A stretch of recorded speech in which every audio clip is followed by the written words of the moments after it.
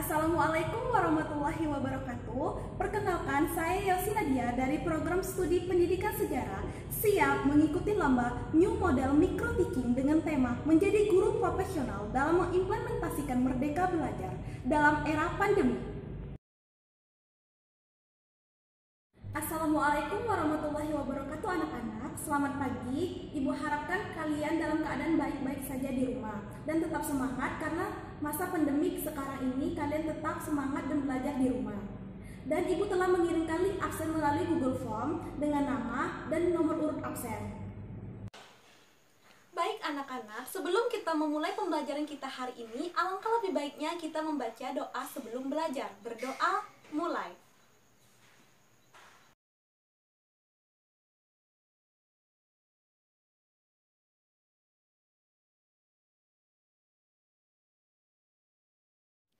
Bismillahirrahmanirrahim. Rabbi zidni ilma warzuqni fahma. Amin ya robbal alamin. Artinya, ya Allah, tambahkanlah ilmu pengetahuanku dan berilah aku kepemahaman. Amin.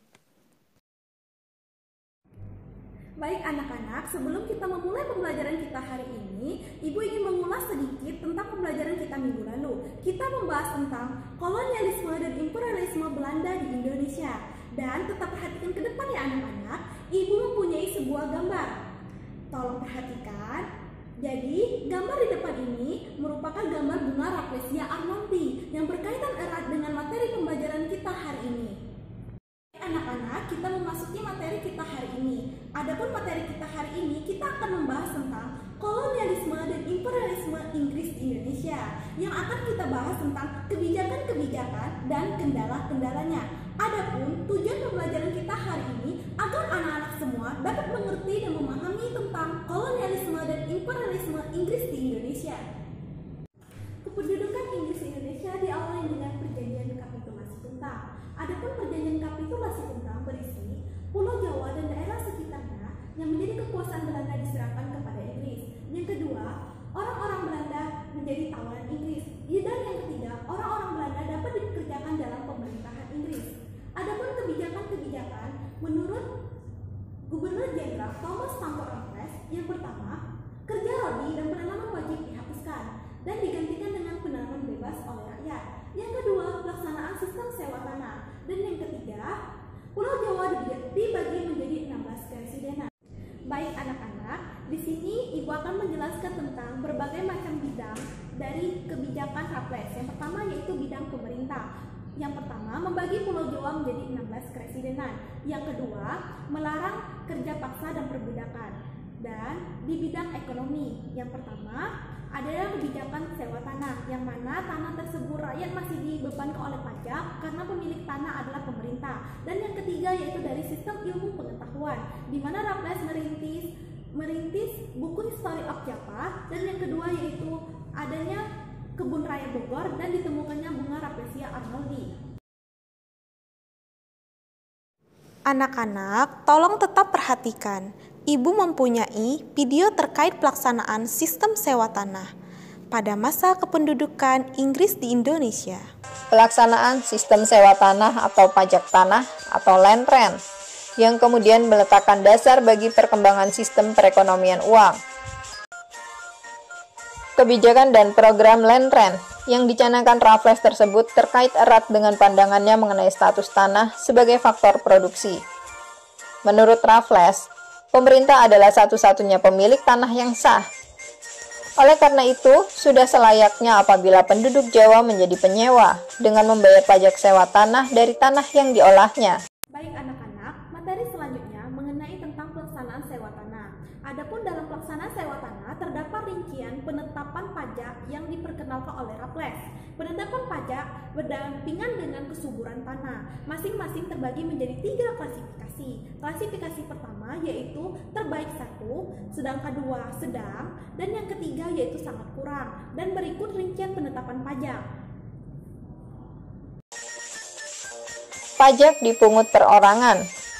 tetapi karena kesulitan teknis, kemudian dipungut per desa. Jumlah pungutannya disesuaikan dengan jenis dan produktivitas tanah. Hasil sawah kelas 1 dibebani 50% pajak, kelas 2 40%, dan kelas 3 33%. Sementara untuk tegalan, kelas 1 40%, kelas 2 33%, dan kelas 3 25%. Beban pajak ini tentu sangat memberatkan rakyat. Pajak yang dibayarkan penduduk diharapkan berupa uang. Namun jika terpaksa, pajak dapat juga dibayar dengan barang lain, misalnya beras. Pajak yang dibayar dengan uang diserahkan kepada kepala desa untuk kemudian disetorkan ke kantor residen. Sedangkan pajak yang berupa beras dikirim ke kantor residen setempat oleh yang bersangkutan atas biaya sendiri. Hal ini dimaksudkan untuk mengurangi ulah pimpinan setempat yang sering memotong atau mengurangi penyerahan hasil panen itu. Baik anak-anak, Ibu lanjutkan materi selanjutnya, yaitu pajak dibayarkan dalam bentuk uang tunai atau dalam bentuk padi atau beras yang tidak secara perseorangan atau penduduk tanah jajahan. Penarikannya dalam pemungutan pajak dilakukan oleh petugas pemungut pajak. Adapun hambatan-hambatan dari kolonialisme dan imperialisme Inggris di Indonesia dalam pelaksanaannya, tidak semua yang dilakukan itu menurut gagasan Raffles, karena hambatan dari kondisi tanah jajahan yang belum adanya pengukuran yang luas, tanah yang tepat, setelah itu kepastian hukum adat dan hak untuk tanah yang belum ada, sehingga hukum adat masih kuat, penduduk belum mengenal ekonomi pada saat memperoleh uang, dan menyebabkan pemungutan pajak tanah Raffles tidak berhasil dan banyaknya menimbulkan penyelewengan seperti pada kalangan pejabat dan kalangan pejabat yang mengukur sistem sewa pajak tanah. Baik anak-anak, Ibu harapkan kalian tetap stay dan tetap semangat dalam pembelajaran kita hari ini. Tetap fokus dan perhatikan pembelajaran hari ini. Ibu mempunyai sebuah video. Adapun video ini membahas tentang Rafflesia Bunga Arnoldi. Tetap perhatikan ke depan ya.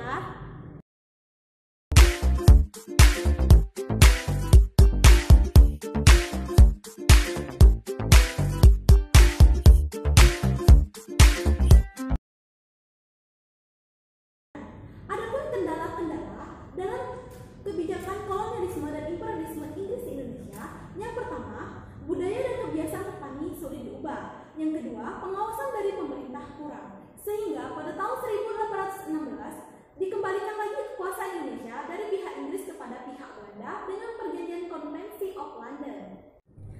Baik anak-anak, semoga kalian dapat mengerti dan memahami dari materi yang Ibu telah sampaikan, dan jika ada poin-poin yang kurang dimengerti, sudah ada kita share link dan mohon tanggapan di sana, maka Ibu akan menanggapinya dan kita akan berdiskusi juga di sana.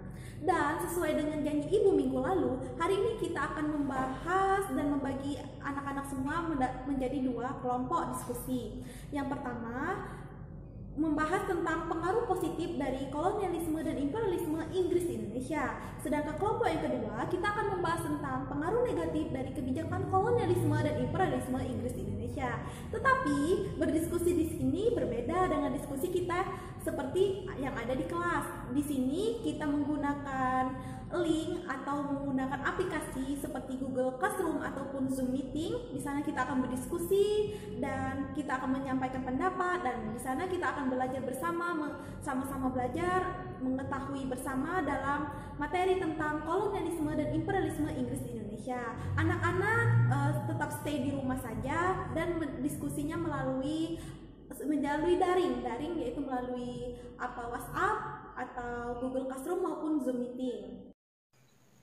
Baik anak-anak, Ibu harapkan kalian semua masih semangat dalam pembelajaran kita hari ini tentang kolonialisme dan imperialisme Inggris di Indonesia. Ibu mempunyai sebuah games edukasi kepada anak-anak semua. Langkah-langkahnya, yang pertama, buka link Google Form yang telah Ibu kirimkan ke grup kelas.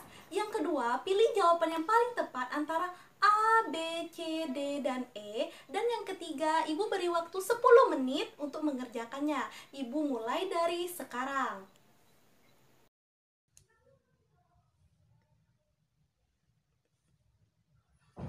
Baik anak-anak, dirasa waktu telah usai selama 10 menit, maka Ibu ingin meng-cross-check jawaban dari anak-anak semua yang telah anak-anak kirimkan di grup kelas kita. Baik, kita mulai ya.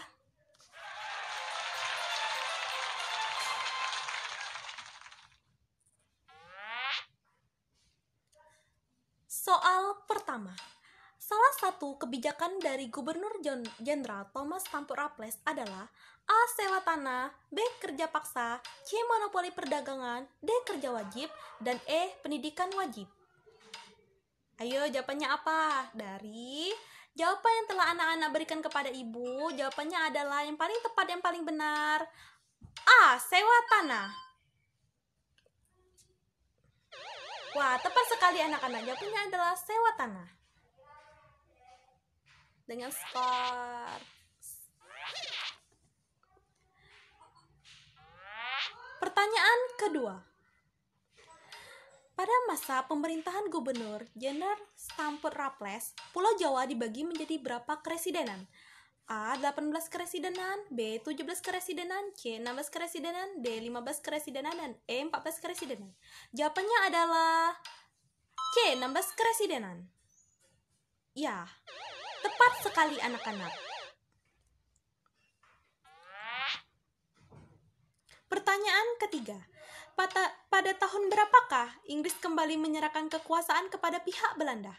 Jawabannya A. 1820, B. 1819, C. 1818, D. 1817, dan E. 1816. Jawabannya adalah E. 1816.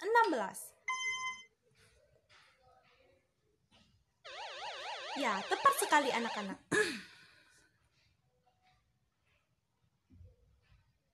Pertanyaan keempat. Selain menjabat sebagai Gubernur Jenderal di Indonesia, Raffles memiliki kecintaan akan ilmu pengetahuan. Semua hal yang Raffles ketahui dan pelajari selama di Indonesia, dia tuliskan menjadi sebuah buku. Judul buku tersebut adalah A. History of Sumatera, B. History of Jawa, D. History of Kalimantan, D. History of Priangan, dan E. History of Indonesia. Jawabannya adalah B. History of Java. Ya, tepat sekali anak-anak. Pertanyaan kelima dan yang terakhir. Pengembalian kekuasaan Inggris di Indonesia kepada pihak Belanda ditandai dengan perjanjian A. Remroyen, B. Linggarjati, C. Renville, D. Kapitulasi Tuntang, E. Konvensi London. Jawabannya adalah E. Konvensi London. Ya, tepat sekali anak-anak. Ternyata anak-anak semua ini sangat bersemangat pada pembelajaran kita hari ini mengenai materi kolonialisme dan imperialisme Inggris di Indonesia. Tetap tingkatkan lagi anak-anak untuk semangat belajarnya. Tadi kita sudah melakukan suatu games, maka selanjutnya sepertinya waktu sudah memungkinkan kita untuk mengakhiri pembelajaran kita hari ini. Baik, Ibu akan menyimpulkan pembelajaran kita hari ini, yang mana kedudukan kolonialisme dan imperialisme Inggris di Indonesia diawali dengan perjanjian kapitulasi Tuntang pada tahun 1811 dengan Gubernur Jenderal Thomas Stamford Raffles yang memimpin pada kependudukan Inggris di Indonesia. Adapun kebijakan-kebijakannya dalam bidang pemerintahan yaitu kerja rodi dan perbudakan dihapuskan, dan bidang ekonomi yaitu sistem sewa tanah, dan yang ketiga dalam bidang ilmu pengetahuan yang berkaitan dengan buku History of Java dan Kebun Raya Bogor serta penemuannya bunga Rafflesia Arnold.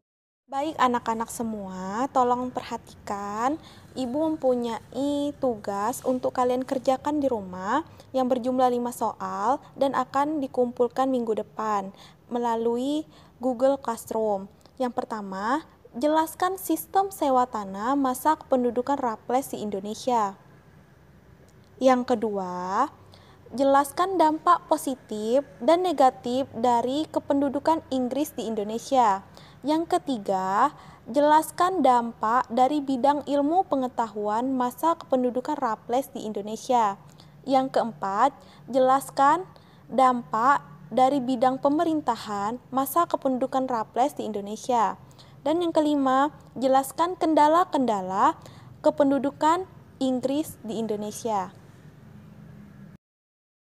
Serta Ibu berharap dan berpesan kepada anak-anak semua tetap semangat dan belajar di rumah. karena tuntutlah ilmu itu sampai ke negeri Cina. Demikianlah Ibu akhiri, wabillahi taufiq wal hidayah. Wassalamualaikum warahmatullahi wabarakatuh.